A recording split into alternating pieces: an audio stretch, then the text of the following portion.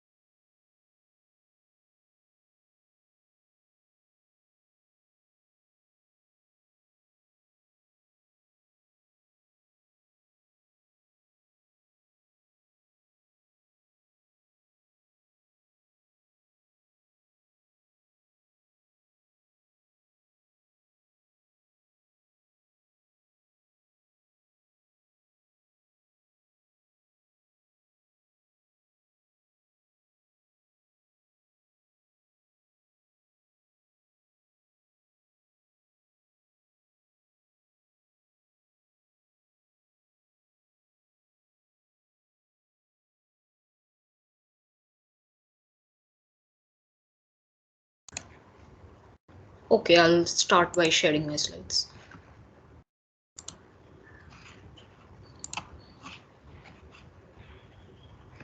Please admit anyone else if they want to be admitted.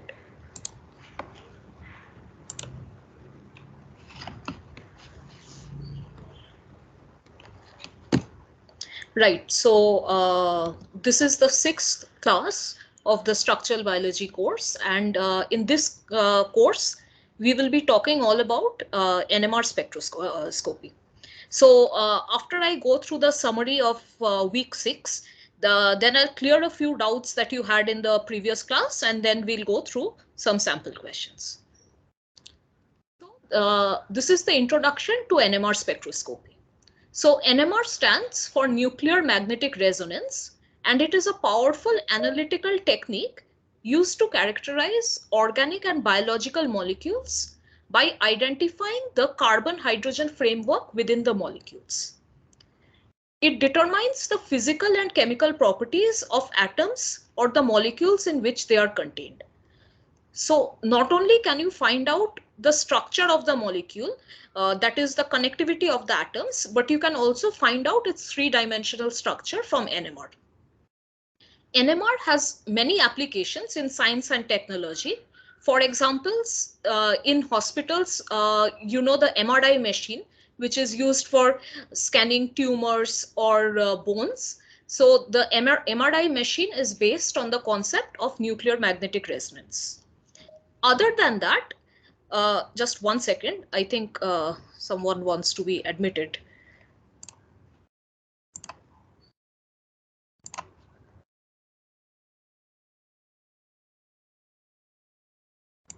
Right, I'll continue.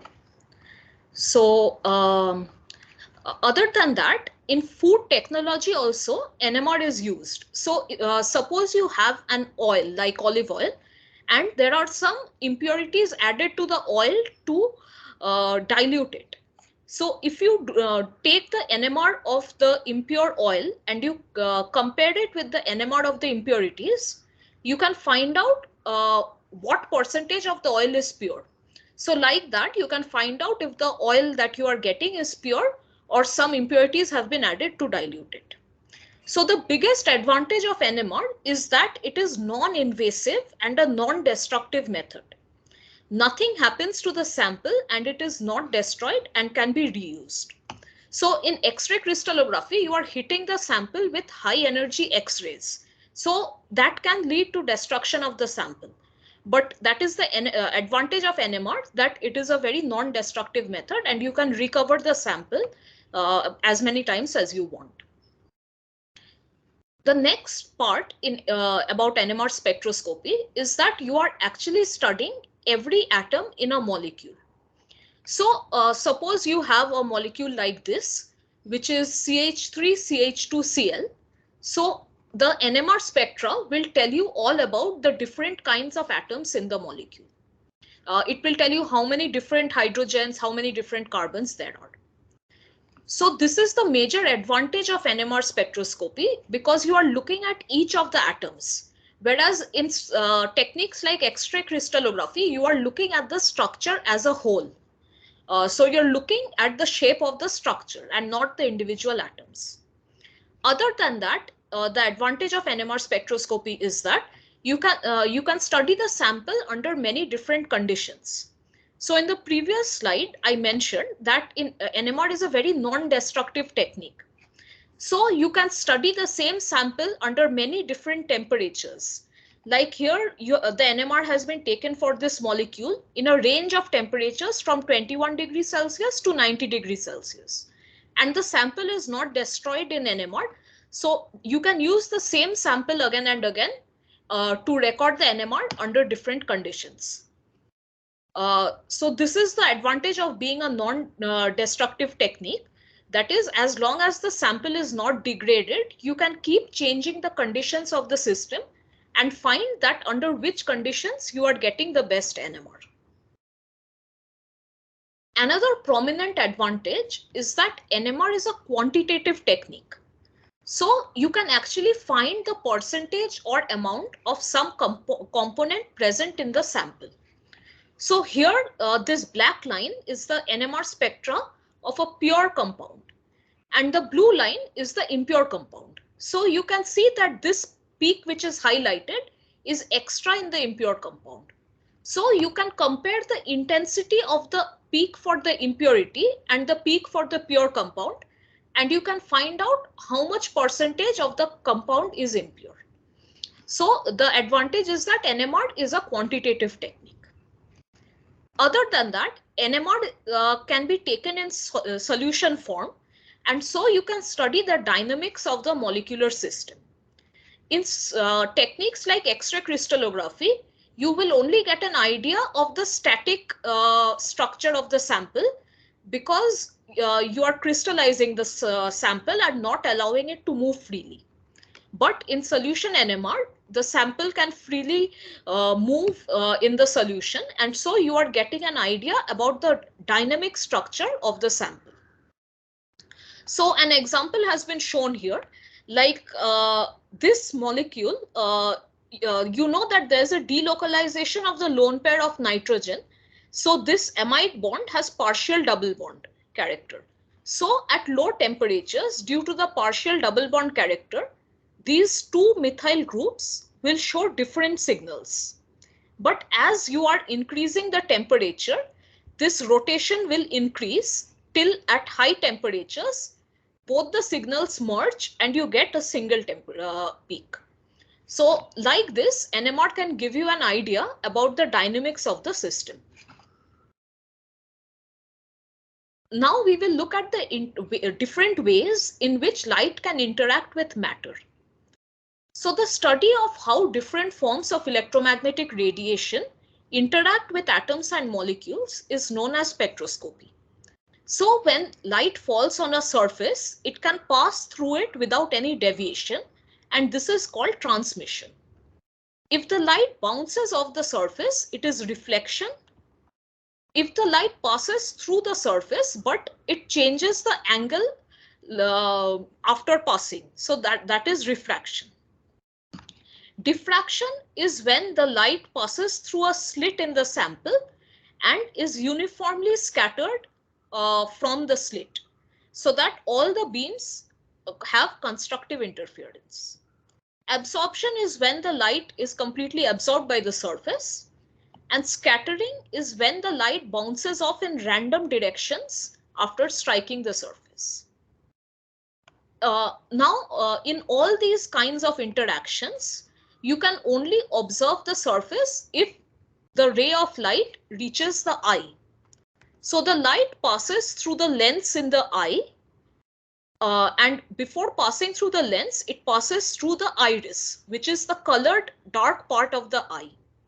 And in bright light, this opening narrows so that your eye is protected from the bright light. Once the light enters through the lens, it bends, so refraction happens, and it reaches the retina, where the cells in the retina change this light energy to electric energy, and this electric energy is carried through the optic nerve to your brain, and that is how the image is seen by the eye. Now we will look into electromagnetic radiation. So electromagnetic radiation consists of an oscillating electric field and an oscillating magnetic field which are perpendicular to each other. Some terms about these waves is first of the terms is frequency. And frequency is defined as the number of times electric field radiation oscillates in 1 second. So if you consider this time interval as 1 second, how many oscillations are there? So one oscillation is basically you start from the baseline, you get a peak and you get a trough, that is 1. So here you have 3 oscillations, and so the frequency is called 3 hertz. Hertz is the unit of frequency, and it means 1 hertz means 1 cycle per second. So 3 hertz means 3 cycles per second. Wavelength is the distance between two nearest parts of the wave in the same phase.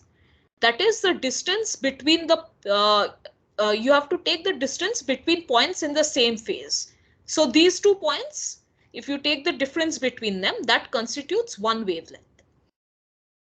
And the relation between wavelength and frequency is written as C equal to nu lambda, where nu is the frequency, lambda is the wavelength, and c is the velocity of light.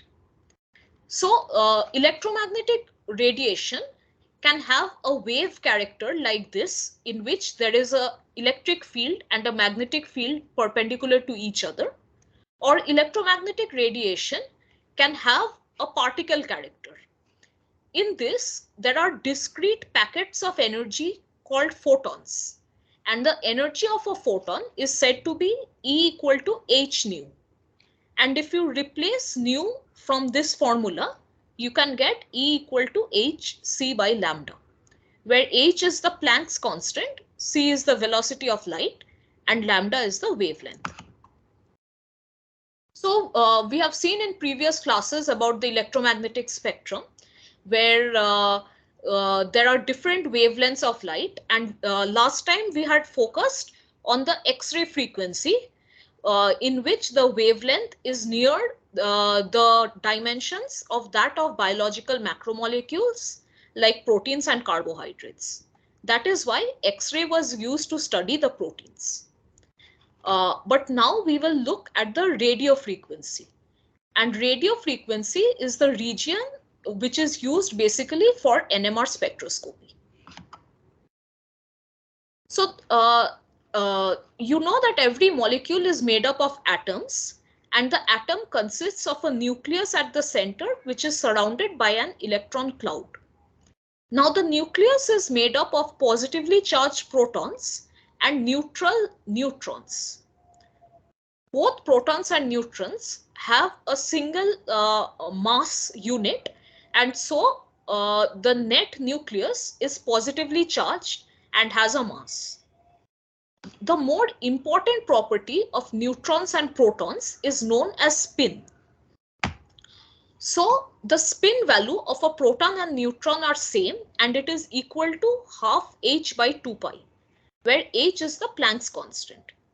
So the overall nucleus has a mass, it has a positive charge due to the protons, and it has a spin depending on the number of protons and neutrons. Now the spin in neutrons and protons can cancel out, or they can reinforce each other. So parallel pairing results in addition of the spin values, and anti-parallel pairing cancels out the spin. NMR spectroscopy relies on the nucleus having a net spin value which is not zero. So if all the protons and neutrons pair with each other, then the total value of spin of the nucleus becomes zero. And the NMR cannot be carried out on that atom, and so it is known as NMR inactive. For example, here in these three cases, the spins are cancelling out, and so these nucleus would be NMR inactive. For a nucleus to be NMR active, it has to have a net spin, which is the fourth case where the two parallel spins are getting added up. To look at an element and find out whether it is NMR active or inactive, there are certain rules. So if X is an element and A is the mass number and Z is the atomic number of that element, if A and Z are both even, then the nucleus is NMR inactive. If A is odd or Z is odd, or both A and Z are odd, then the nucleus is NMR active. So if you look at examples, 1H, so this is the normal hydrogen atom. In hydrogen atom, the mass is 1 and the atomic number is also 1. So both A and Z are odd. As you can see, atomic mass and atomic number are both odd. In that case, the atom has a half integer spin. In case of 13C, the mass is 13, so the mass is odd. But the atomic number is 6, so the atomic number is even. In that case also, you have a half integer spin. If you have an atom like deuterium, which is hydrogen with one extra neutron, so the mass is 2, meaning even, but the atomic number is 1, so odd. In that case, you have an integer spin of 1. But in case of 12 carbon, which is the carbon that is normally observed in nature, your mass is even, which is 12, and atomic number is also even, which is 6. This is the case where all the spins cancel out and the net spin is 0. And so the nucleus is NMR inactive. The commonly studied nuclei in NMR spectroscopy are mainly 1H and 13C. But other nuclei like 31P, 15N, 19F and 29 silicon are also studied, and all these nuclei have spins of half. I is often known as the net spin, and the net spin is half. Now there is something known as abundance. Abundance basically means that in a given natural state, what is the percentage of a given isotope of the element that is present in the molecule. For example, if you look at hydrogen 1H, the abundance of 1H is 99.99%. So if you have 100 molecules of hydrogen, 99.99% of them will be 1H and only 0.01 will be 2H. That is why in 1H NMR spectroscopy, the signals are very strong because you have such a large concentration of the NMR active nuclei. But if you look at the example of 13C, the natural abundance of 13C is only 1.1%. That means if there are 100 atoms of carbon, 99 of those atoms will be 12C, which is NMR inactive. only one atom will be 13C, which is NMR active. So in 13C NMR spectroscopy, the peaks are much weaker because you are getting the NMR peak from only one 13C atom out of 100. So the sensitivity of 13C NMR becomes low, whereas the sensitivity of 1H NMR is quite high. Now we will look at the concept of magnetism. A nucleus is a charged particle in motion because it has a net positive charge and it also has a spin. So a charged particle in motion always develops a magnetic field. We learned earlier that 1H and 13C have nuclear spins of half. So they have charge due to the protons and spin of half. So they will behave like a tiny bar magnet. The combination of spin and charge gives the nuclei the property of a magnet, and so since the nucleus is behaving like a magnet, there will be a magnetic dipole moment associated with each nucleus. In the absence of the magnetic field, they will be randomly oriented as it is shown here. But when an external magnetic field B0 is applied, all the nuclei will line up either parallel to the applied field or anti-parallel to the applied field. That means the spin will either be the same as that of the applied field or it will be opposed. When the spin is same, it is a lower energy conformation and so it is more likely. When the spin is opposite, the energy is higher, so it is less likely. We will look deeper into the concept of the two spin states. So in NMR, electromagnetic radiation is used for alignment of the nuclear spins from low energy spin aligned state to the high energy spin opposite state. What this means is that in the ground state, you have certain nuclei which occupy the lower level and certain nuclei which occupy the higher level. Now the lower energy level is that in which the direction of the spin is the same as that of the external applied field. And the higher energy level is that in which the direction of the spin is opposite to that of the external applied field. If you give a certain electromagnetic radiation of energy h nu, one of the nuclei from the lower level will jump to the higher level. That is, the spin will reverse. From the being parallel, it will become anti-parallel to the external field. And that is then called the excited state. So the energy difference between the spin states is quite small and it corresponds to the radio frequency range of the electromagnetic radiation.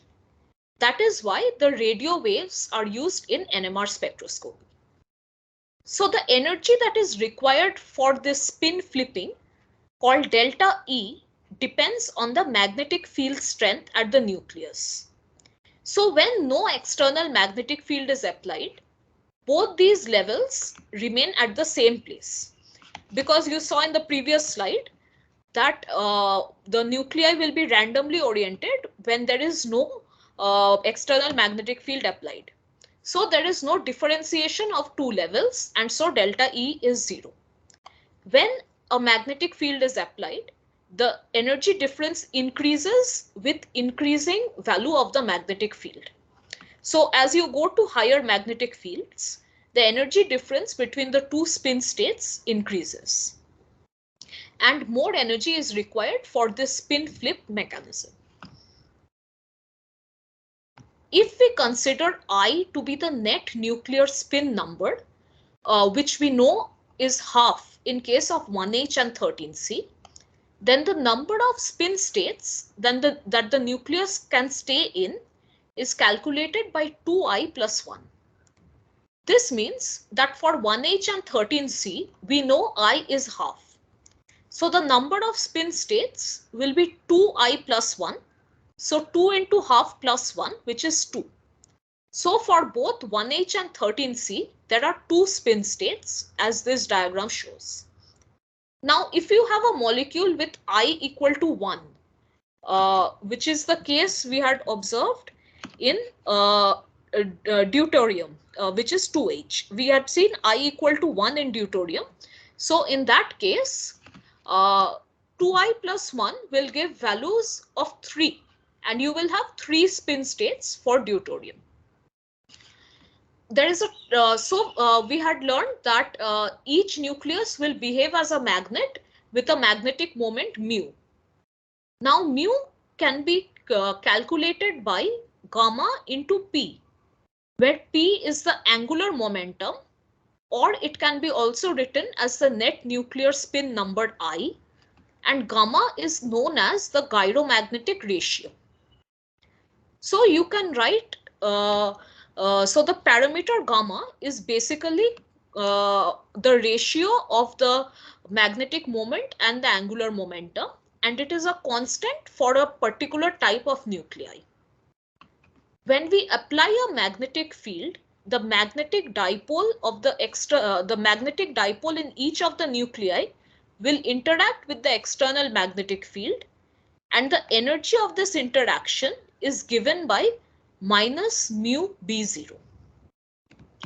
So the energy of the interaction is minus mu B0 for the lower state and plus mu B0 for the upper state. So the total energy difference becomes 2 mu B0. Now mu, which is the dipole moment, can be split into 3 directions, x, y, and z. And the applied magnetic field can also be split in 3 directions, x, y, and z. So you can expand E in terms of mu x bx plus mu y by plus mu z bz. So if you assume that the magnetic field is applied in the z direction, then the x and y components will cancel out, and the energy will become minus mu z b0. And you can write mu z as gamma p or gamma I, and it becomes minus b0 into, in the place of mu z, you are writing gamma I. So the net energy of interaction with the external magnetic field becomes minus b0 gamma I. So the spin state is basically what we could refer to as discrete energy levels. We saw that 1H and 13C have 2 spin states, and the 2 spin states are referred to as plus half, which is the lower spin state in which the spin is the same direction as that of the external field. See, the spin is upwards, the external field is also upwards. And the higher energy state, the spin is said to be minus half, and the spin is downwards and the external field is upwards. So it is in opposite direction to the external field. So in such a case, the Iz, which is the net spin moment, has 2 values, half h by 2 pi or minus half h by 2 pi.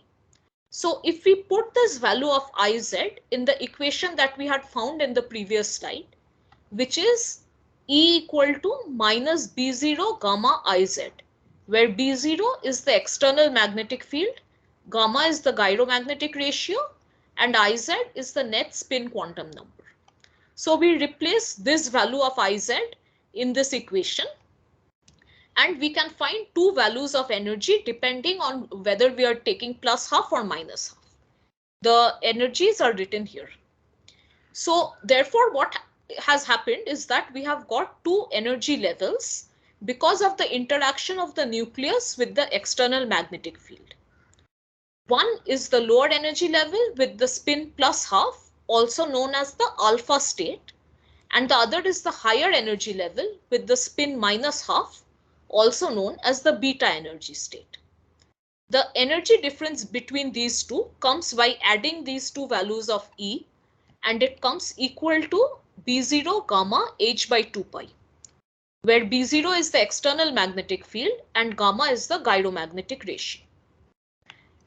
Now the resonance condition happens when the external electric field, that external electromagnetic radiation supplied, has the same energy as that of this energy difference.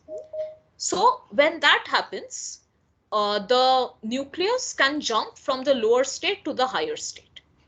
So the resonance condition is written as h nu equal to B0 gamma h by 2 pi, where h nu is the energy of the electromagnetic radiation supplied and B0 gamma h by 2 pi is the energy difference between the lower and higher states. In this condition, the nucleus gets enough energy to jump to the higher state. So the most common way to indicate the magnetic field strength is to give it in terms of Larmor precision frequency. So Larmor precision frequency is the frequency at which the nucleus is precessing around the magnetic field. So if you have the nucleus and there is an external applied magnetic field B0, the nucleus will spin in this direction. So if you consider an axis passing through the middle of the nucleus will spin in a cone, and the frequency at which it is spinning is known as the Larmor precision frequency omega 0. Now omega 0 can be written as, so we saw that the resonance condition was that h nu equal to B0 gamma h by 2 pi. From this you can find nu equal to B0, so if h cancels out on both sides, nu equal to B0 gamma by 2 pi. And that is the value of the frequency of the radiation, and it is also known as the Larmor precision frequency at which the nucleus is spinning. And it is also denoted by omega 0. So the external magnetic field is measured in units of Tesla or Gauss, in which 1 Tesla is 10 to the power 4 Gauss. If you put these values of B0, you will generally find this frequency in terms of megahertz. And that is why in NMR instruments, you will generally hear the frequency in terms of megahertz, like 400 megahertz spectrometer or 800 megahertz spectrometer. So the point is that the resonance frequency depends on the external magnetic field. So as your external magnetic field is increasing, so this is the direction of the increasing external magnetic field, the energy difference is increasing, and so the resonance frequency is also increasing. That is, the frequency needed to promote from the alpha state to the beta state is increasing. The magnetic field generally used in NMR is normally several orders of magnitude higher than the Earth's magnetic field, because you need the magnetic field of NMR to be strong enough to promote the nucleus from the lower energy state to the higher energy state. So these are the components of a general NMR spectrometer.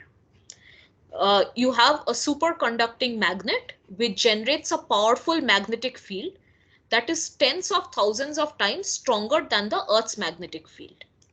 Samples are placed within this magnetic field and exposed to radio waves. So the sample is taken in a tube. The input radio frequency or radio waves is shown through this blue coil, and the output radio frequency is observed as a spectrum. The spectrometer transmits and receives the radio frequency waves used to make the NMR measurements. And finally, from the interpretation of the output radio frequency to form a spectrum is done by the computer, which does the data processing. So the sample is positioned in the magnetic field. So the field is formed in this direction shown by H0 due to passage of current through this blue coil, and the sample is placed within the magnetic field. The magnetic field induces another magnetic field. So an induced magnetic field forms due to this external magnetic field, and the induced magnetic field interacts with the nucleus to form an output radio frequency. The Fourier analysis of this output frequency is done to get a spectrum, That is the spectrum that we observe. So if we look into more details of the NMR spectrometer, the first component is the superconducting magnet. So the superconducting magnet is an electromagnet made from coils of superconducting wires. They must be cooled to cryogenic temperature during operation.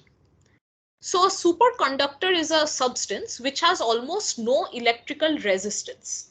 And so it can conduct huge amounts of electric current compared to ordinary wire. And you know that when current passes through an electric field, a magnetic field is generated. Additionally, because there is no resistance in a superconductor, there is no energy dissipated as heat. And so the superconductor is also cheaper to operate, because if some of the energy was conducted to heat, there will be a lot of wear and tear. In NMR, the superconductor generally used is made up of niobium titanium or niobium tin alloy. And these wires are wound several times to form a uniform magnetic field. As you can see from this diagram, the green region represents liquid helium and the red region represents liquid nitrogen. Both are used to cool the superconductor to cryogenic temperatures, because at normal temperature there is resistance, and since a superconductor is needed, the system is maintained at cryogenic temperature using liquid helium and liquid nitrogen. The magnet is also rested on vibration-free legs to avoid vibrations from the ground to transfer to the magnet and disturb the setup. Now, the higher the field strength, higher is the sensitivity of NMR and higher the resolution. So here 3 examples of NMR are shown. You can see that at lower field strength, which is 500 megahertz, the peaks are merging, they are not well defined and they are overlapping with each other. But at high frequency 900 megahertz, you can clearly see the 3 sets of peaks, and you can see the multiplicity. That is, first peak is divided into 3 peaks. So generally NMR, the higher the field strength of the NMR spectrometer, the better, more resolved spectra is obtained. The other part of the NMR spectrometer consists of the probe, which is the part of the NMR spectra that does the work in terms of exciting the nuclear spin and detecting the NMR signal. The probe goes into the center of the magnetic field and the sample is inserted inside this hole in the probe to perform the NMR experiment. The probe contains the radio frequency coils tuned at specific frequencies for specific nuclei in a given magnetic field. And also temperature dependent NMR can be done using the probe. Once the output radio frequency pulses are detected, the console is used, and the console basically houses the different spectrometer units in a compact arrangement, and it also provides shielding from interference. Like you can have external electromagnetic radiation from different sources, and the console shields the NMR equipment so that only the exciting electromagnetic radiation is used. So now that we have looked at the different components of an NMR system, we will look at the preparation of the NMR sample. So NMR tubes are thin glass tubes like this, which contain the sample. It is very important that the tubes are uniformly thick and well balanced to ensure that the NMR tubes spin at a regular rate. If the tube is broken at one end or reduced in length, they should not be used, because then the balance will be disturbed and you will not get a good NMR spectrum. For cleaning of the NMR tubes, this is a dirty NMR tube. First, the solvent that is used to detect the NMR. So if you have your sample in, say, CDCl3, first CDCl3 is used to recover the sample. And then it is placed in an NMR tube cleaner like this, where acetone is poured from the top and vacuum is applied so that the acetone can completely flow through the tube and clean it. This is called an Erlenmeyer flask. So we should not be heating the tubes. So after cleaning with acetone, you should not keep the tube in an oven because the glass can change in shape, and that will again not rotate properly and give a non-resolved spectrum. So you should just let the NMR tubes air dry or dry in a low temperature oven where the temperature is below 50 degrees Celsius. Next, there is a step called degassing, in which so the NMR tube is placed here and an inert gas is passed through it so that the any gas dissolved in the sample comes out and is condensed in the condenser.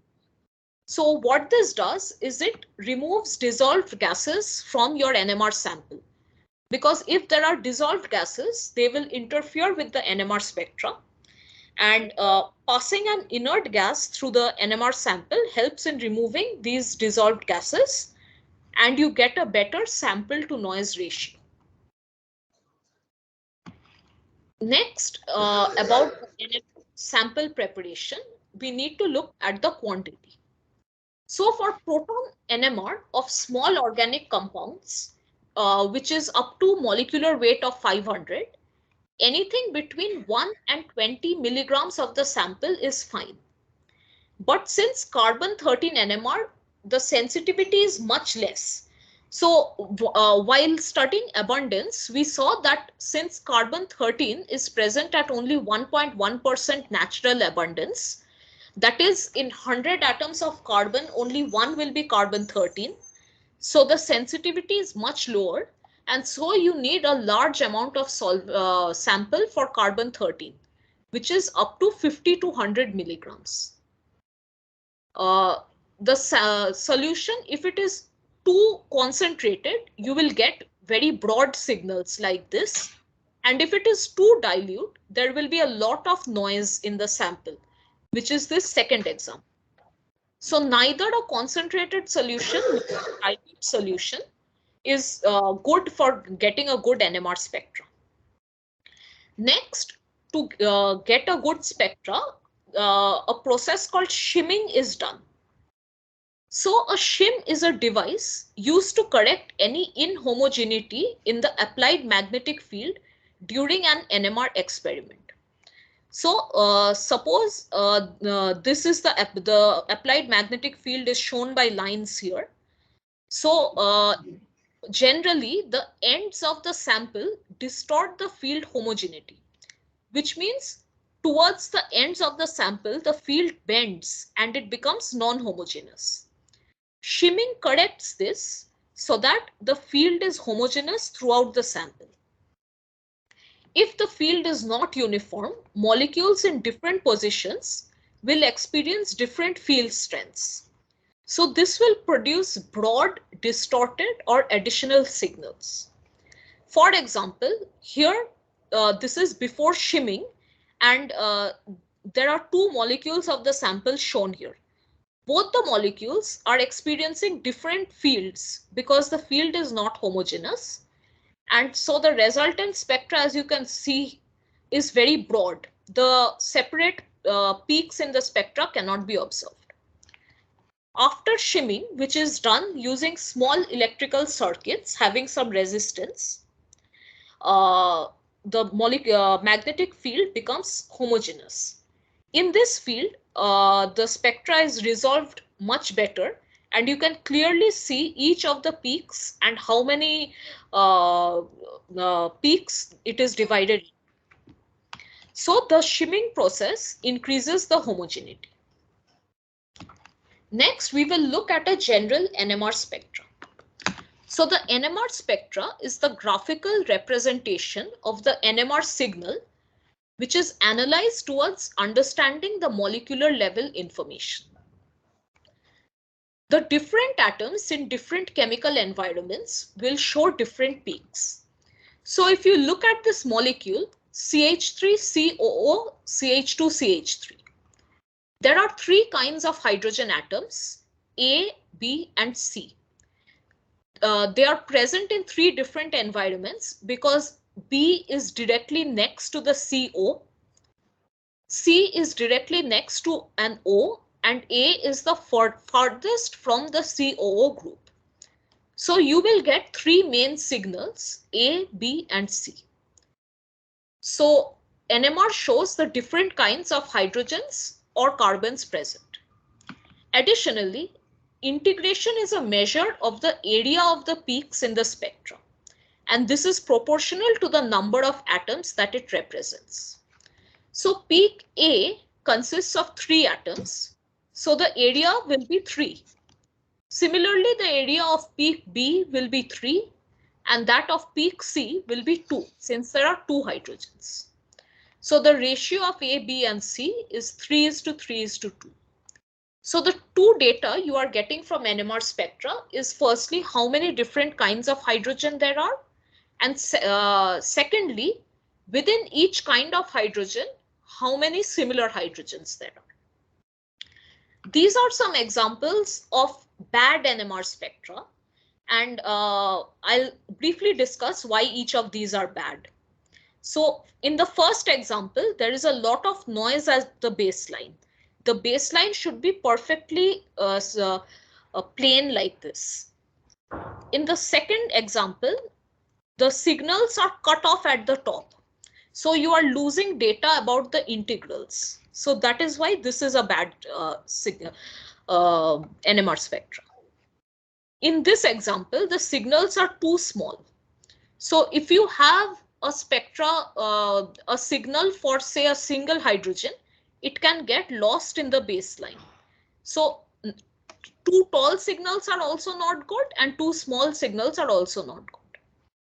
In this case, the signals are too broad. So you can see the baseline is merging. So you cannot differentiate between different kinds of hydrogen in this spectra. In this spectra, there is a lot of distortion in the peaks. So between one peak and the next, the baseline is not straight. There is a lot of noise. So this is a bad spectra. And finally, in this spectra, there is a lot of region on the left and the right where there are no signals. So those should be cut off. You should only take the region where the signals are there. So these are the different ways in which the NMR spectra can be bad. So in NMR, one of the characteristics of an NMR spectra is called chemical shift. The absorption frequency is not the same for all 1H and 13C nuclei. As you know, nuclei in molecules are surrounded by electrons. The electrons set up a tiny local magnetic field that acts in opposite direction to the applied field.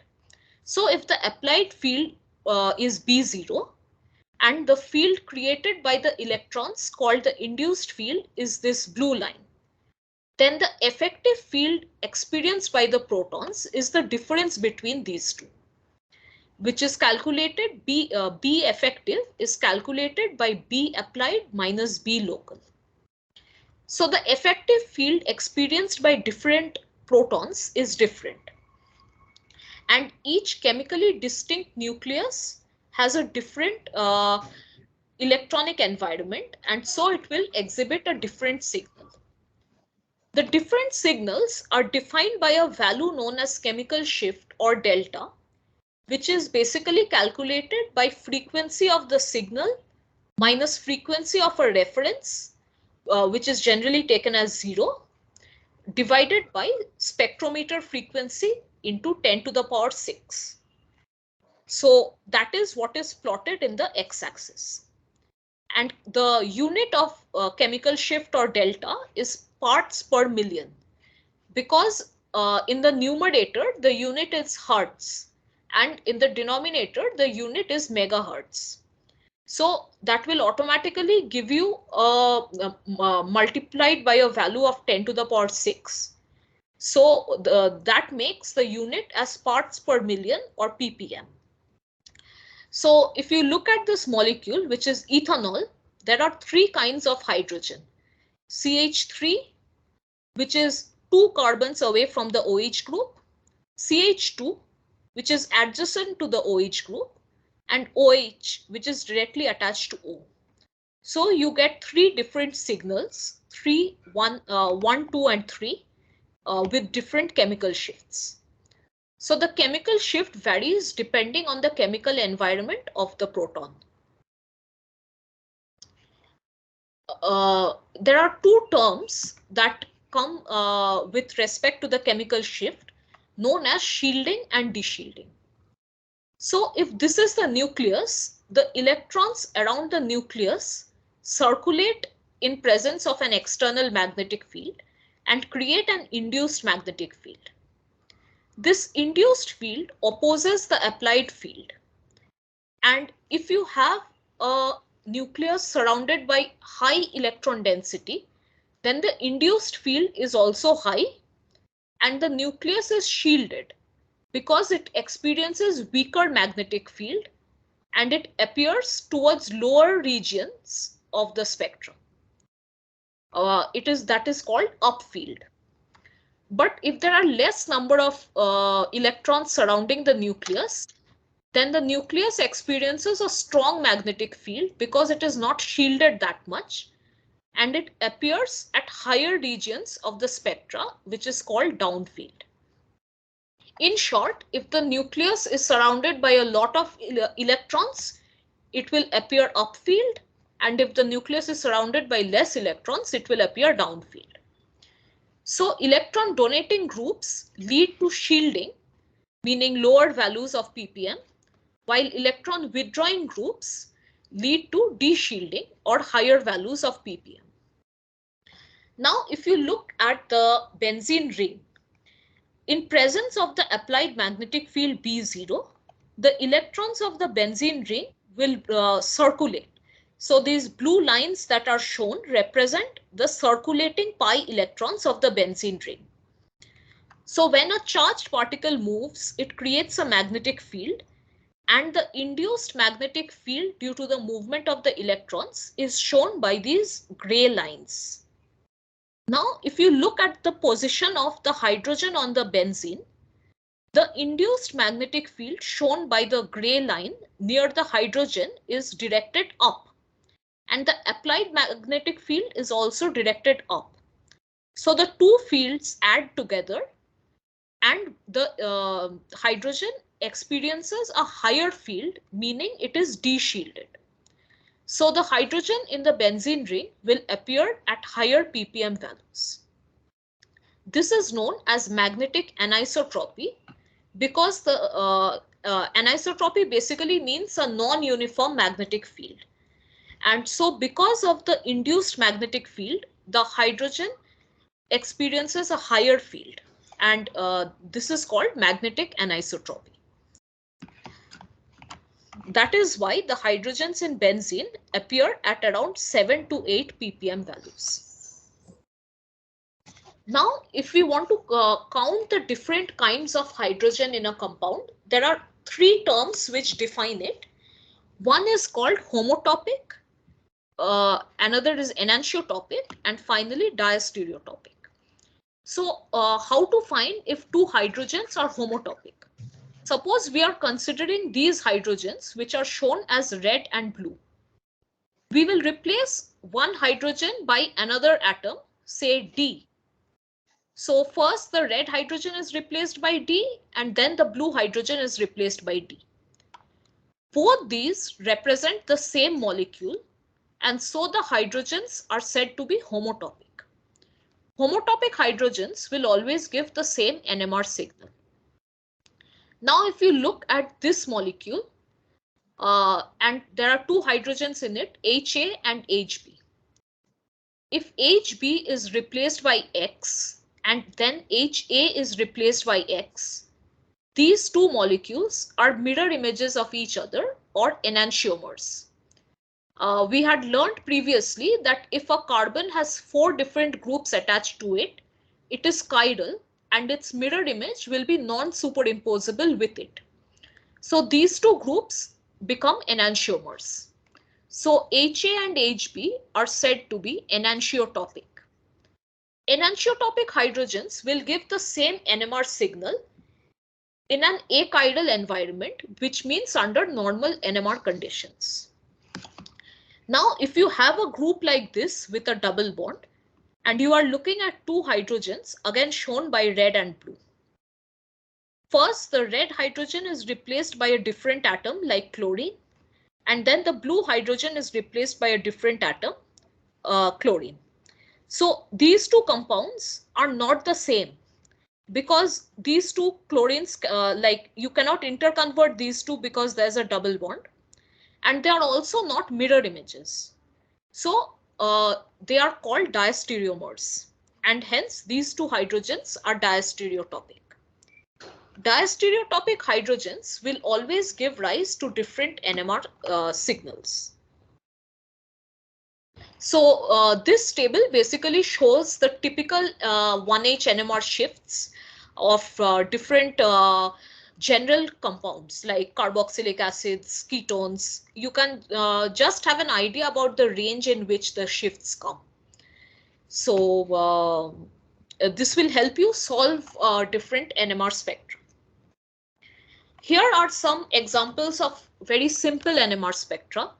So this is that of methyl bromide. So only one peak is seen because there is only one kind of hydrogen. This TMS peak is the reference compound, which is always at 0. So this is just for the reference. Then in acetone also only one peak is seen because these CH3 and CH3 are equivalent because they are both adjacent to the carbonyl group. Now, if you have this compound, CH3COOCH3, two peaks will be seen because this CH3 is directly attached to a carbonyl group and this green CH3 is directly attached to an oxygen. So they are in different chemical environments, and so two peaks will be seen. If you take the integration of the peaks, both the peaks will have intensities of 1:1. Because this CH3 has 3 hydrogens and this also has 3 hydrogens. So the intensities will be the same. And if you look at this compound, it has 3 CH3s, but all the CH3s are equivalent because they are all attached directly to the CBr. So only one peak will be seen. Now, when you have only one peak, like these 3 examples, the integration is meaningless. Because integration is significant only when you have 2 or more peaks. So in these 3 cases, the integration is not important. There are several factors that affect the chemical shift. Firstly, the chemical shift of alkane is the lowest, followed by alkyne and then alkene. So there are 2 factors that contribute to it. First is the electronegativity. So as you go from sp3 to sp2 to S, the percentage S character increases and the electronegativity also increases. So this should result in de-shielding. But the second factor is magnetic anisotropy. So when you apply an external field, these pi electrons will rotate in such a way that the hydrogens of the alkene are de-shielded because the direction of the magnetic field is upwards, the induced magnetic field direction is upwards, and the external is also upwards. So the hydrogens are de-shielded and they appear downfield. But if you look at the alkyne, the direction of the induced magnetic field near the hydrogen is downwards, but the external magnetic field is upwards. So the alkyne hydrogens are shielded, that is, they appear upfield. So both these effects, the electronegativity and the magnetic anisotropy, combine to give this order where the alkenes have the highest chemical shift, the alkyne has intermediate, and the alkane has the lowest chemical shift. There are other factors that affect chemical shift. For example, if you have an electronegative group like a halogen attached to the alkane, then the chemical shift will be higher. And as the electronegativity of the halogen increases from iodine to bromine to chlorine to fluorine, the electron withdrawing effect increases. So the amount of electrons surrounding these hydrogens also decreases and the chemical shift increases accordingly. So with increasing minus I effect, that is increasing electron withdrawing effect, the chemical shift increases. Using the same principle, if the number of electronegative atoms attached to a carbon increases, like here there are 3 chlorines attached to the carbon, it will have the highest chemical shift. When it is 2 chlorine, it will reduce, and in 1 chlorine, it will reduce even more.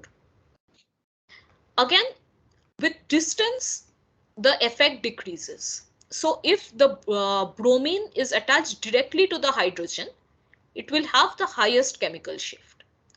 If the bromine and the hydrogen is separated by 1 carbon, the chemical shift will reduce. And here they are separated by 2 carbons, so the chemical shift will reduce even more. There are other effects like the steric effect, in which as the number of alkyl groups attached to the carbon containing the hydrogen increases, the chemical shift decreases. Or hydrogen bonding, in which this hydrogen is attracted by both the oxygen. So the electrons in the hydrogen are very much reduced because they are withdrawn by the oxygen, and so it gives high deshielded values up to 14 ppm. So there are several factors affecting the chemical shift. Now there is something known as coupling in 1H NMR, in which the interaction between the spins of neighboring nuclei causes splitting of the NMR spectrum, and this is known as spin-spin coupling. There are several rules for spin-spin coupling. Firstly, only chemically non-equivalent protons can show the coupling. That means this CH3 can be split by the CH adjacent to it, but the CH3 will not split with itself. Protons on adjacent carbons will couple, and the rule of the coupling is that if there are n equivalent hydrogen atoms on neighboring carbon, then the signal is split into n+1 lines. So the CH3 signal, the adjacent number of hydrogen is 1. So if you look at the carbon adjacent to CH3, it has only 1 hydrogen. So n is 1 and n+1 is 2. So CH3 signal will split into 2 lines. The CH has 3 adjacent hydrogen, so n+1 is 4. The CH signal will split into 4 lines. So that is the rule for the splitting. And like that, NMR spectrum is giving you an idea of the different kinds of hydrogen as well as how many hydrogens are adjacent to it. So if you look at this example, there are 3 kinds of hydrogens. One which is directly attached to the carbon with the carbonyl, another CH2 which is directly attached to the O, and this CH3 which is attached to the CH2. So 3 main signals, 1, 2 and 3 are observed. If we look at the splitting of the signals, then there are no hydrogen adjacent to the carbon. So n+1 is 1 and you get a singlet at the 1 peak. In 2, the number of adjacent hydrogen is 3. So 3 + 1 is 4 and 2 splits into 4 peaks. In 3, the number of adjacent hydrogen is 2. 2 + 1 is 3 and the 3 signal will split into 3 peaks.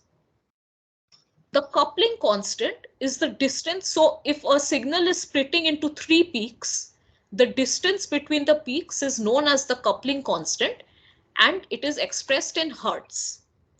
It is a measure of the effectiveness of spin-spin coupling, and is useful in analyzing proton NMR of complex structures. So if you have, like the previous example, CH3 is splitting CH and CH is splitting CH3. The previous example peaks are shown in the next slide. So the distance between these two is equal to the distance between these two. That is JAB equal to JBA. These are some values of typical coupling constants in different compounds, and coupling generally is between adjacent hydrogens. So this is called 3J coupling because the hydrogens are connected by 3 bonds. But coupling can even be long range coupling where they are connected by more than 3 bonds. So if it is coupling between 2 para hydrogens, they are connected by 1, 2, 3, 4, 5 bonds. So this is a long range coupling. Now to find out in how many peaks the peak is splitting, the rule is followed by this triangle called Pascal's triangle. So in Pascal's triangle, the rule is that every number is the sum of the two numbers on either side of it. So 1 plus 1 gives 2, then 2 plus 1 gives 3. 2 plus 1 again gives 3, and any empty spaces are filled up by 1. So if your peak is splitting into a quartet, so this peak is splitting into 4, then the relative intensity of the 4 quartet will be 1:3:3:1. So this is used to find the relative intensity of the peaks. Here are some examples of NMR spectra. So in this compound, there are 2 different kinds of hydrogen, so 2 main peaks. The CH3 has 2 adjacent hydrogens, so it will split into 2 plus 1, 3 signals, and CH2 has 3 adjacent hydrogen, so it will split into 3 plus 1 or 4 signals. This is propyl bromide. There are 3 kinds of hydrogens, so 3 peaks. This CH2 has 2 adjacent hydrogen, so it is split into 2 plus 1, 3 lines. This CH2 has 5 adjacent hydrogen, 3 here and 2 here. So it will split into 6 lines. And this final CH3 has 2 adjacent hydrogen, so it will split into 2 plus 1 or 3 lines. So far we have looked at 1H NMR spectra, but 13C NMR spectra is also possible. So in 13C NMR spectra, its characteristic is that it is broadband proton decoupled. So what does this mean? In general, if you have a 13C spectra proton coupled, then each of the carbon couples with each of the hydrogen to create a very complex spectra. To prevent this problem, proton decoupling is done, in which all the peaks are observed as a single line. So different carbons will give different peaks. If you look at the benzene ring, this compound here, so you are getting 6 different, these are the peaks corresponding to the benzene nucleus. And other than that, there are 4 different carbons, so 4 different peaks. So 13C is much easier to interpret because there is no splitting. And each chemically different carbon is seen as a single line without splitting. This is the general range of normal functional groups in 13C NMR. And from this, you can interpret an NMR spectra. These are examples of 13C NMR spectra. So if you look at this spectra, there are 4 kinds of carbons, and so you will get 4 peaks. There is no splitting in 13C spectra, so all the peaks appear as single line. Then if you look at this compound, there are this is carbon 1, carbon 2. In benzene, this carbon can be considered 3. The 2 ortho hydrogens are, the two ortho carbons are equivalent, so they will give one peak. The two meta hydrogens are equivalent, so they will give one peak, and the para hydrogen will give one peak. So total you have 6 types of carbon, and so 6 peaks. The 6 types of carbon are 1, 2, 3, the ortho are equivalent 4, the meta are equivalent 5, and the para 6. So 6 peaks. Now, so far we have looked at only 1D NMR spectra, but you can also have 2D NMR spectra. In the 2D spectra, basically you have two 1D spectra plotted along the x-axis and the y-axis. And the information is obtained by looking at the cross peaks. So, like suppose this is the 2D spectra of this molecule. So the 1D spectra of this molecule is shown in the x-axis and the y-axis. Now, the peaks, the spots along the diagonal are not important.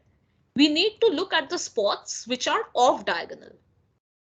So if we look at this spot, we will correlate it to this axis. It points towards an OCH2, and we'll correlate to the y-axis. It points to CH3.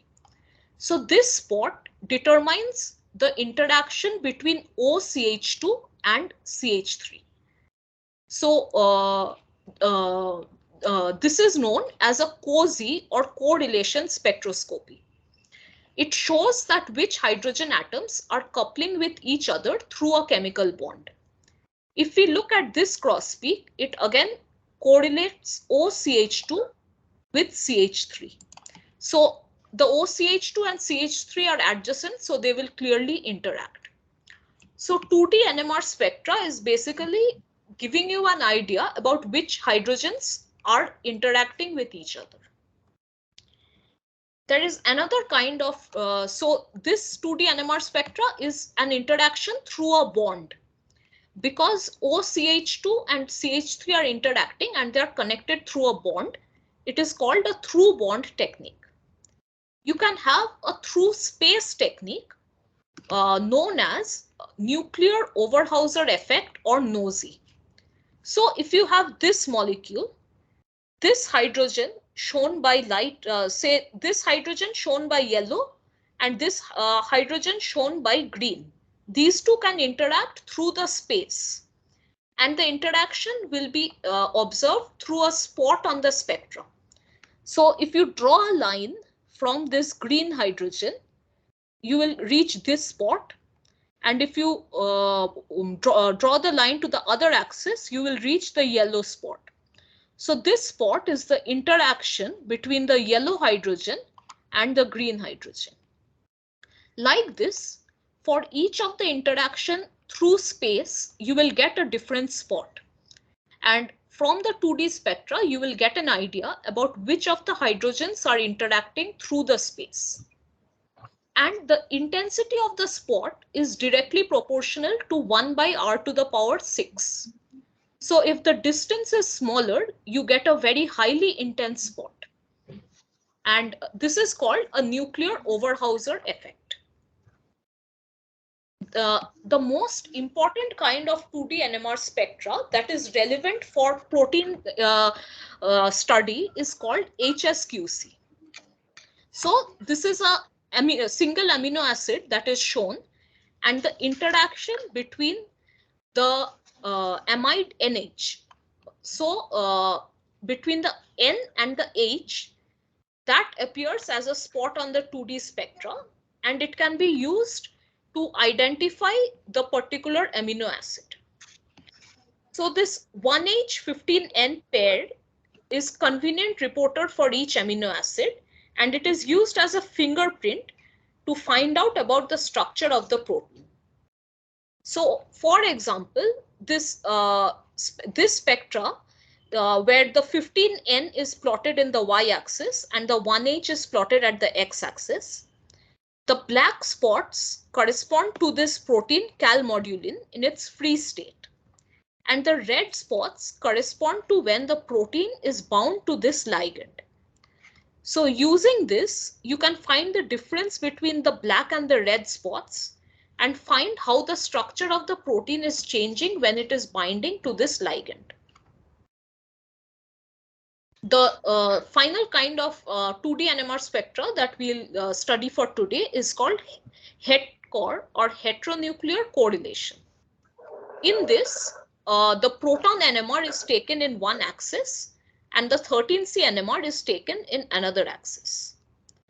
So again, we will look at the peaks. So this peak corresponds to an interaction between the 2 and the 2. So this 2 carbon and the 2 hydrogen, it shows the interaction through the bond between carbon and hydrogen. So the information that is obtained from HETCORE correlation is that which carbon and hydrogen are directly connected to each other. So this peak corresponds to 5 and 5. So the carbon at 5 and the hydrogen at 5. So this talks about the connectivity in the molecule. Finally, we will take a brief look at 3D NMR spectra. So there are two kinds of 3D NMR spectra. One is basically a combination of 2D NMR techniques. So 2D spectra, like NOESY or TOXY of larger proteins, are often crowded with signals. So these spectra are spread out in a third dimension so that instead of a plane, you get a cube. So in 2D spectra, you had two axes. One was hydrogen and one was carbon. Can you please mute yourself? Thank you. So in 2D spectra, please mute yourself.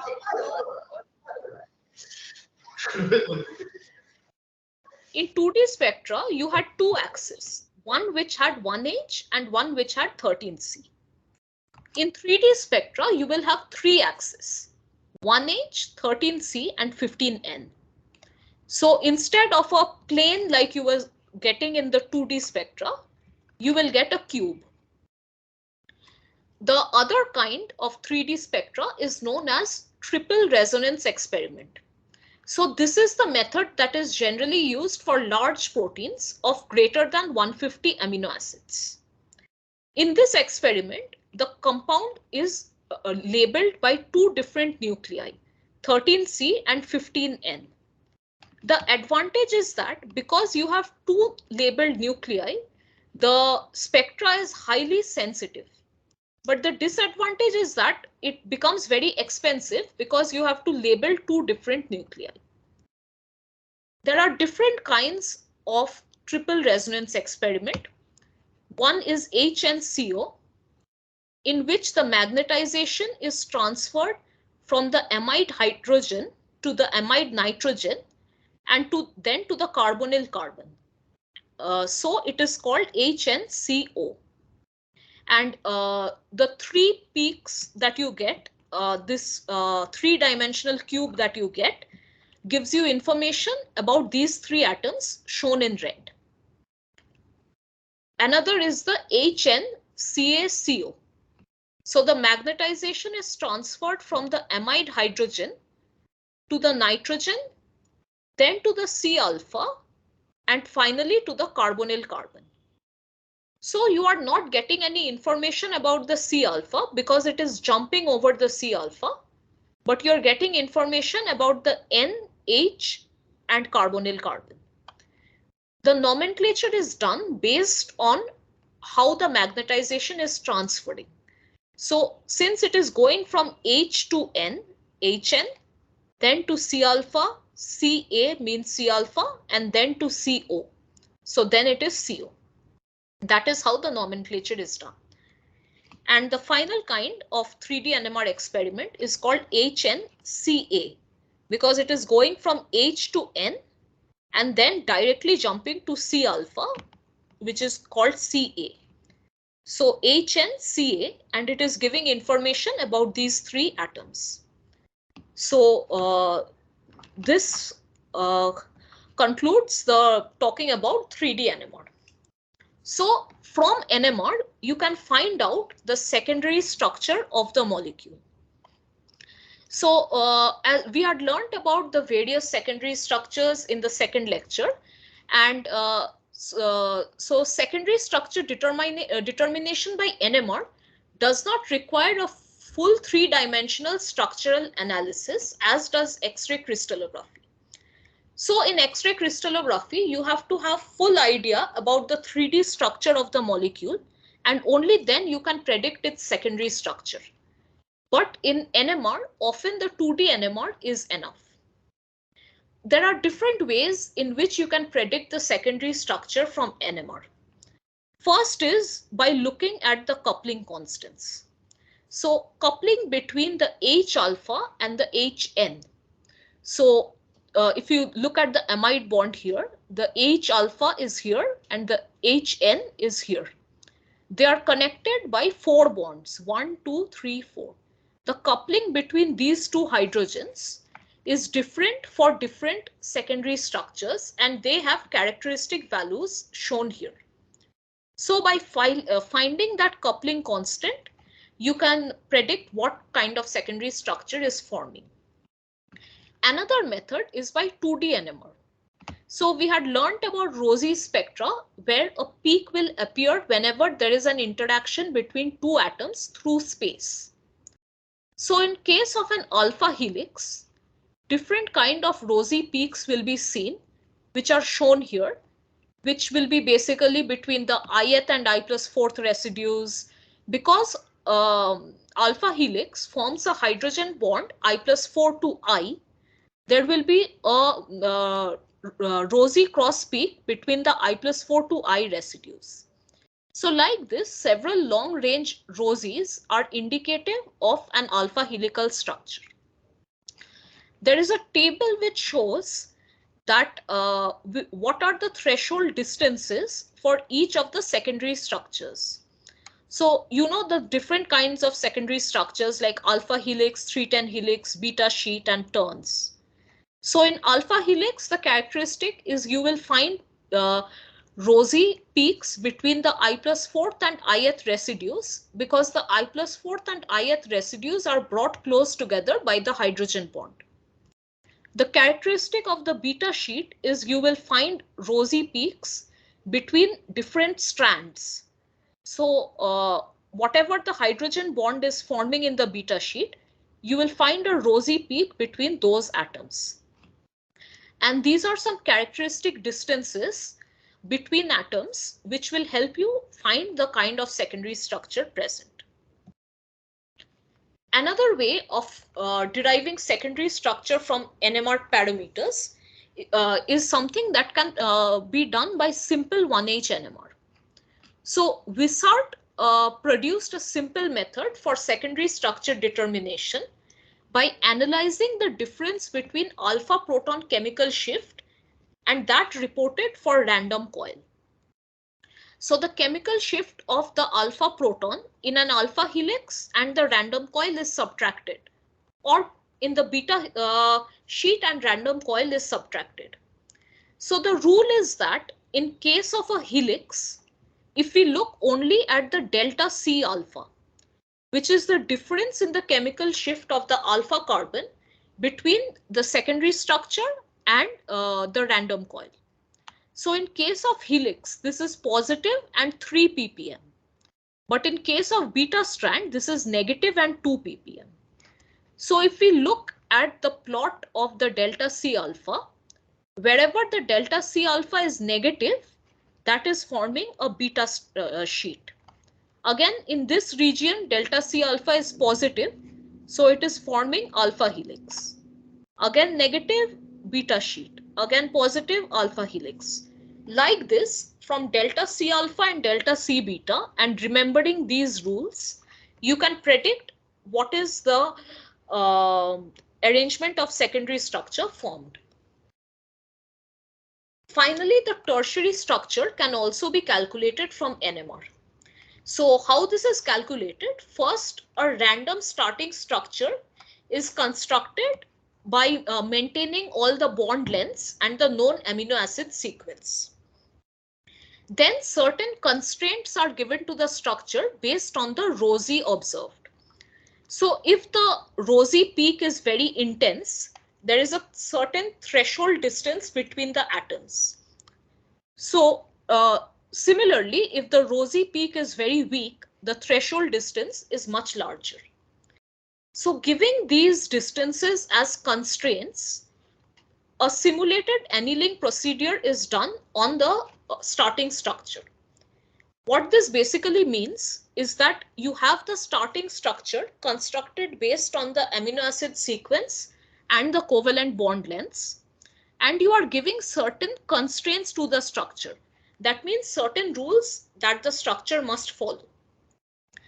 Then a molecular dynamic simulation is done in which the lowest energy conformation is searched for. So suppose the starting structure is at I. While going through the molecular dynamic simulation, it always searches for a lower energy structure. And we had learned about simulated annealing in the previous class. So as it goes to a lower energy structure, it will not get stuck there, but it will continue searching till it finds the global minimum, which we are assuming is the folded form of the protein. So by following this procedure, the tertiary structure is formed, which we are assuming is the global minimum energy conformation of the protein. Finally, these are just some random information which I've grouped under miscellaneous. So while preparing the protein sample, NMR generally requires a protein concentration of 0.5 to 3 millimolar or greater, and the protein sample must be stable at room temperature, which is generally between 20 to 40 degrees Celsius for several days. This is because for the collection of 2D and 3D NMR data, often it takes 2 to 3 days, and so the protein sample must be stable for that entire time. And secondly, the protein is dissolved in a suitable buffer, which is generally taken at 10 to 50 millimolar concentration with 10% D2O. Now, when the NMR structure has been solved, it is not a single structure, but a bundle of conformers. So if you remember, NMR gives an idea about the dynamic structure of the protein. That is why you will not have a single NMR structure, but at least 20 or so conformers showing the protein in its different conformations as it moves in different ways. So all the conformations are generally deposited in the protein data bank. So if you search for a single protein, like say hemoglobin, you will see that there are many different structures deposited in the protein data bank, depending on the dynamics of the protein. So now I have gone through a summary of week 6 lectures. I will now quickly go to a doubt that was asked in the previous class. So the question that was asked is that what is the difference between merging and integrating in diffraction? So basically the concept of merging is that you are taking different diffraction patterns from different angles in the crystal. So the crystal has to be mounted on the goniometer, and it is mounted at different angles, and for each angle you are getting a different diffraction pattern. Merging is the process that is responsible for combining the reflections from the different patterns and getting a full image of the three-dimensional crystal structure.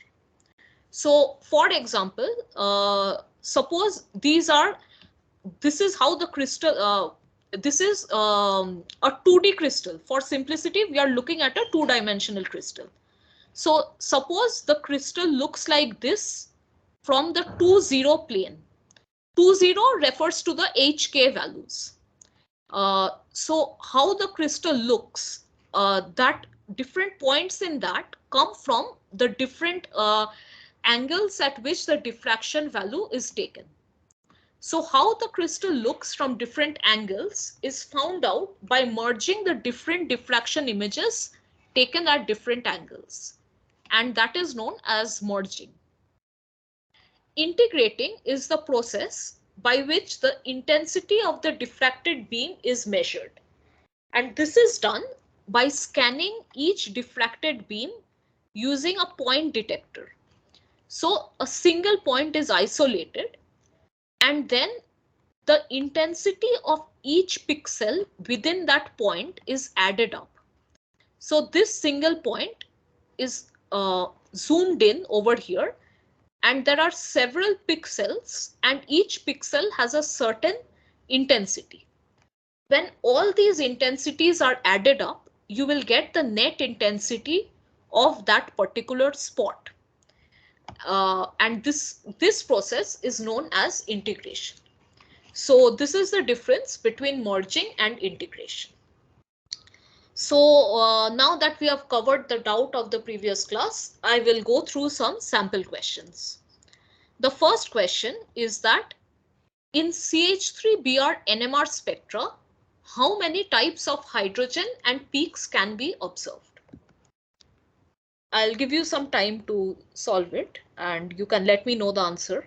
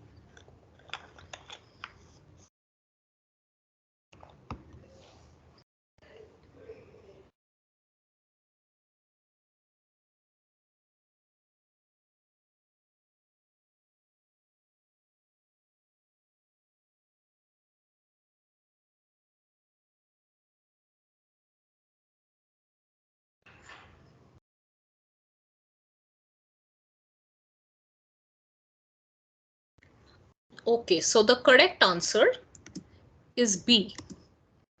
So if we look at how the spectra is coming, so the molecule is CH3Br. All the hydrogens are equivalent to each other because all of them are attached to a carbon which is attached to a bromine.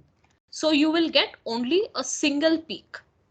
So how many types of hydrogen there are? There is only one type of hydrogen. And how many peaks are observed? Only one peak will be observed because there is a single kind of hydrogen. And so the answer is B, which is one hydrogen and one spectra. So in this spectra, since there's only one kind of hydrogen, there is no point in integration because integration is a comparison of the relative intensities. So clearly integration is not important. And the peak of TMS, which is the reference at 0, is not considered. So the answer is one hydrogen, one kind of hydrogen, and one peak is observed in the NMR spectra of CH3Br. The next question is that how many types of hydrogen atom and splitting line can be observed in propyl bromide? So what the question is asking is that how many types of hydrogen atom is there in propyl bromide, and the hydrogen that is marked with the star, how many lines is that splitting into? I'll again give you some time to solve it. It is three hydrogen. And the splitting? Extent. So option A. Yes, ma'am. The correct answer is option A. So the number of the types of hydrogen is clearly 3 because one is directly attached to bromine. This is beside the CH2 and this is at the end. So 3 main peaks, and the splitting is determined by the number of adjacent hydrogen atoms. So this marked hydrogen, which is the middle hydrogen, has 3 plus 2, 5 adjacent hydrogen atoms, and so 5 plus 1, 6 lines is observed. Next question is bromoethane hydrogen can be classified as what?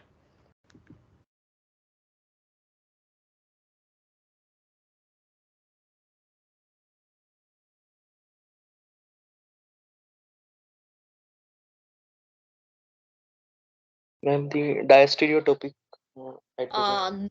No. The correct answer is homotopy. So if you look at the structure of bromoethane, CH3, CH2, Br, we will do the substitution technique. So the two hydrogens that are there, HA and HB, first we will replace HA with X, and then we will replace HB with X. So these two are actually identical, and that is why the two protons are homotopic.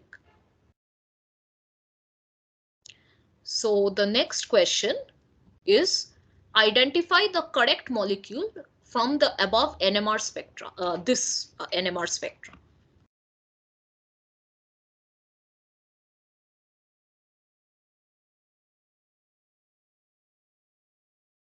Ma'am, option C.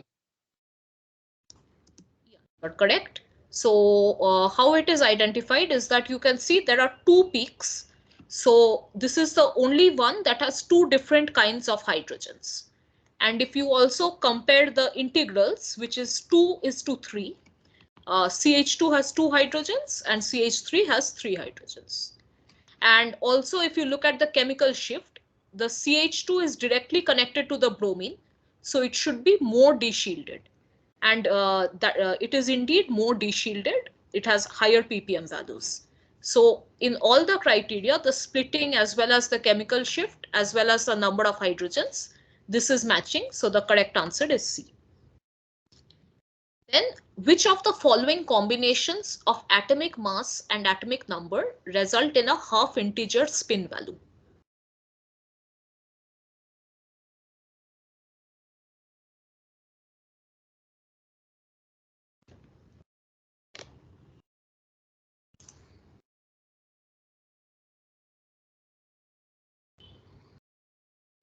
Option B, odd atomic mass and odd atomic number. Yeah, you are correct. So if you look at the rules, half integer spin value occurs in two possible cases: odd atomic mass and odd atomic number, or odd atomic mass and even atomic number, like 13C, where atomic mass is 13 and atomic number is 6. This option is not there, so the only correct answer is B. So the next question is that identify the descending order of chemical shift of the hydrogen with increased electronegative atoms.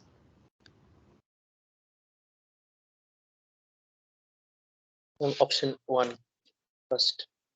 Yeah, you're correct.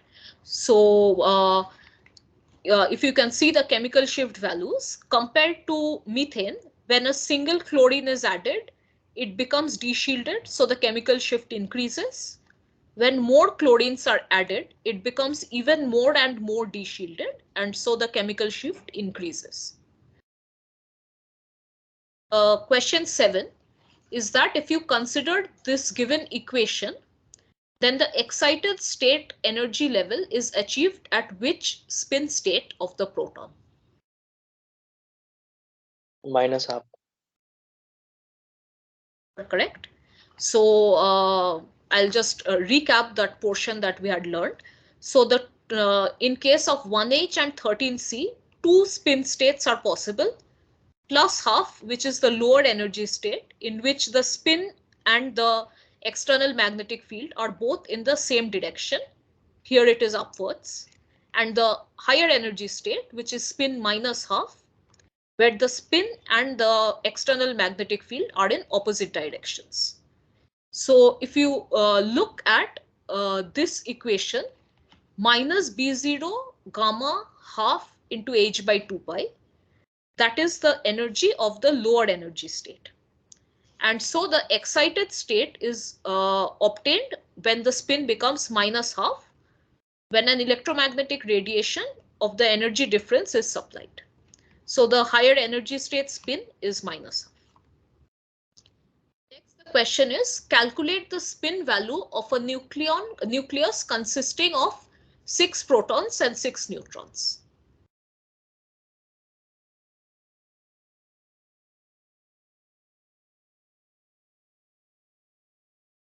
0.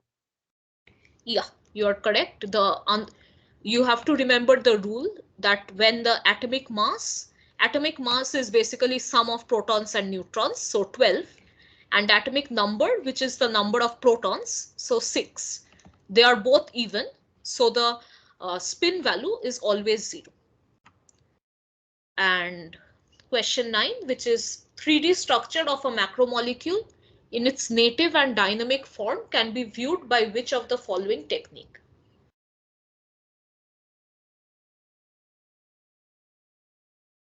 NMR.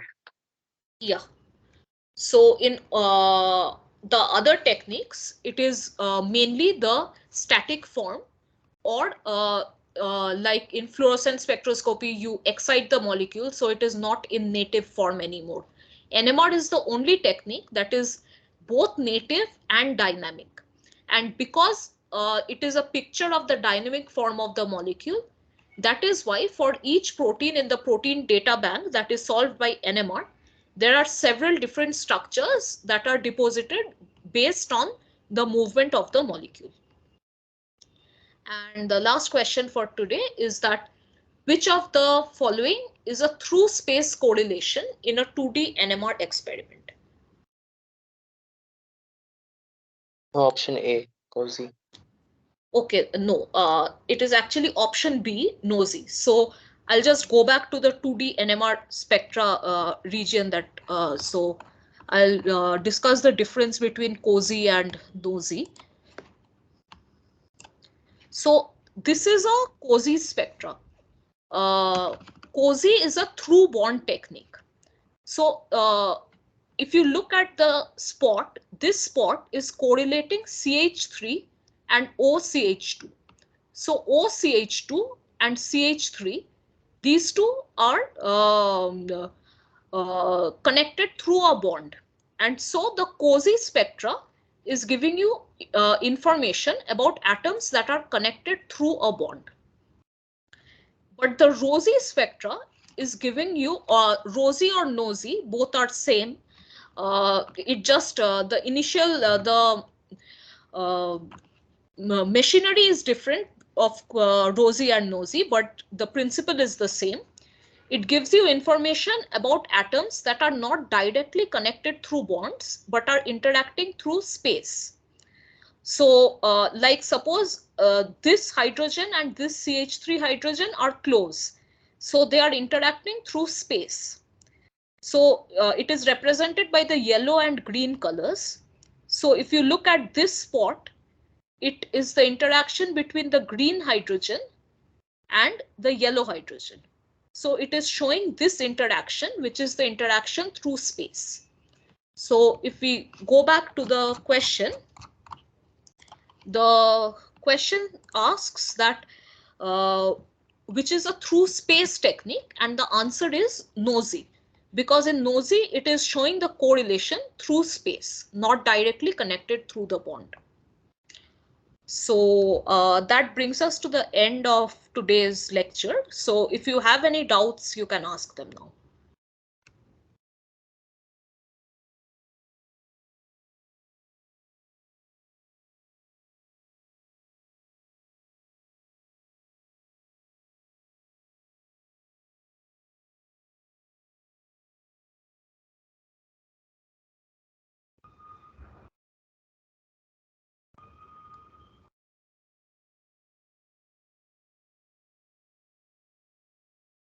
Any topic also, if you want to discuss, that also you can ask now.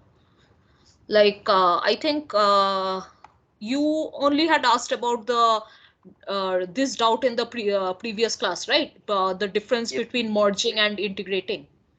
Integrating. Yes, ma'am. Yeah. So did you understand it now? Yes, ma'am. Yes.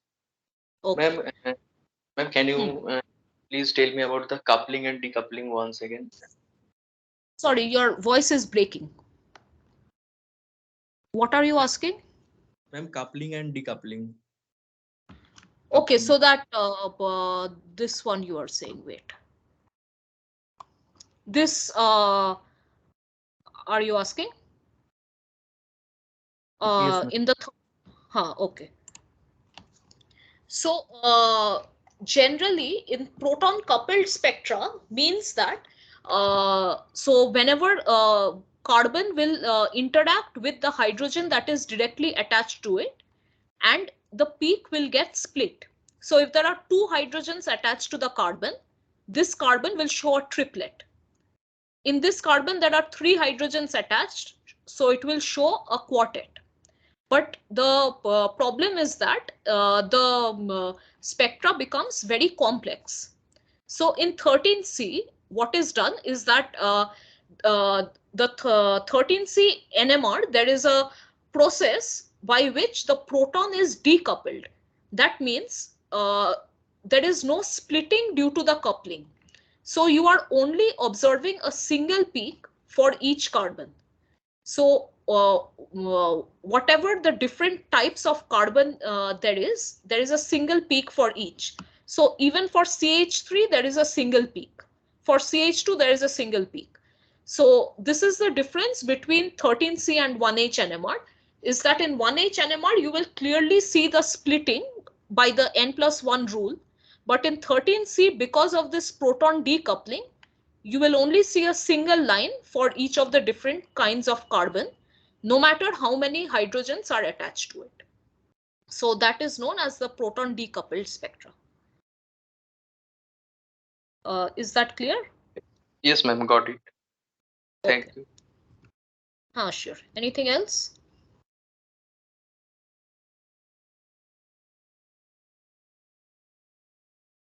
No, ma'am. You understood the basic spectra, right? Like the different examples that I was discussing about the spectra. Yes, ma'am. The HC, I think, how like the 3D spectroscopy, na? Like how it is jumped, the magnetization is transferred from. No. I am talking like, say, in this 13C spectra, why there are 6 peaks. Did you get that? Yes, ma'am. Little bit like. So did you understand why these two orthohydrogens are equivalent? Ma'am, I understood, but can you please once again explain? I'll explain that. So if you want to find how many different kinds of carbon there are in this molecule, so firstly, CH3 is one kind of carbon. Another is the carbonyl carbon. So you have 2 peaks. Now in the benzene ring, there are 6 carbons, but all the carbons will not give different peaks. So this position and this position, just 1 second, there is there a writing tool somewhere? So this position and this position are equivalent, because in both these cases, the OCH3 group is just adjacent to it. So these positions will give a single peak. Then this position and this position are also equivalent, because in both these positions, there is one carbon in the middle and one carbon and then the OCH3 group. So these two positions will also give a single peak. So 1, 2, 3, 3, 4, 4, 5, and this is 6. So there are 6 different kinds of carbon and you have 6 peaks. 1, 2, 3, 4, 5 and 6. So according to the number of different kinds of carbon, you will get that many peaks. Yes, ma'am. Okay, ma'am. Got it. Okay, this is much simpler. You can clearly see that there are 4 kinds of carbon: 1, 2, 3, and 4. So 4 peaks. This is much simpler. Ma'am, while you were telling about the two-state, the electron, the energy transfer, can you please say once again that why there is the minimum energy gap? You told about there is a minimum energy between the two-state electron transfer, I guess. Yeah. One second.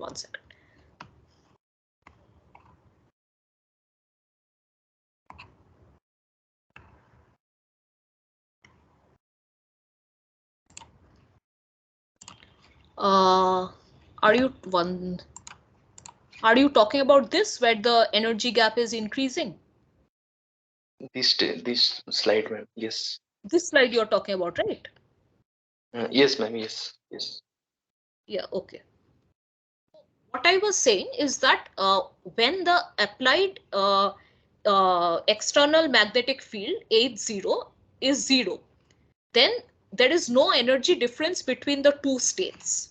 Because if you look at the previous slide, in absence of applied external magnetic field, they are all randomly aligned. And if they are randomly aligned, then there is no energy difference between the two states. But as you apply an external magnetic field, some of the nucleus will align in the same direction as the external magnetic field. So the external magnetic field is upward and the nucleus is also upwards. So that is lower energy. But some nucleus will align in direction opposite to the external magnetic field, and that is higher energy. So when you apply an external magnetic field, the concept of parallel and anti-parallel to the external magnetic field comes, and that is why the nucleus occupies two different energy levels. And as you increase the magnitude of the external magnetic field, the energy difference between the two levels will increase. To promote from one level to another, you need a certain energy delta E, which can be written as h nu.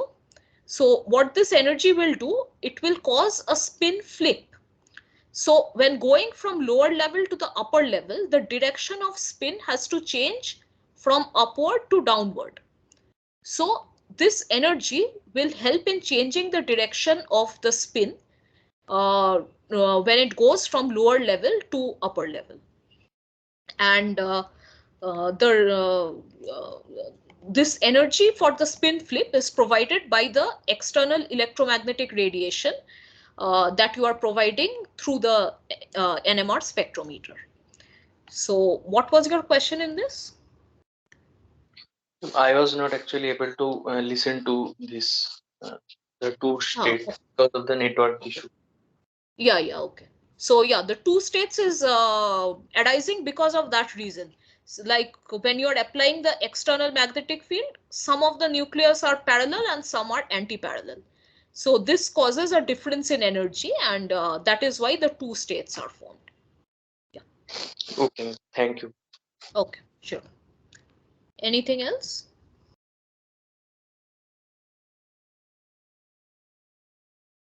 No, ma'am.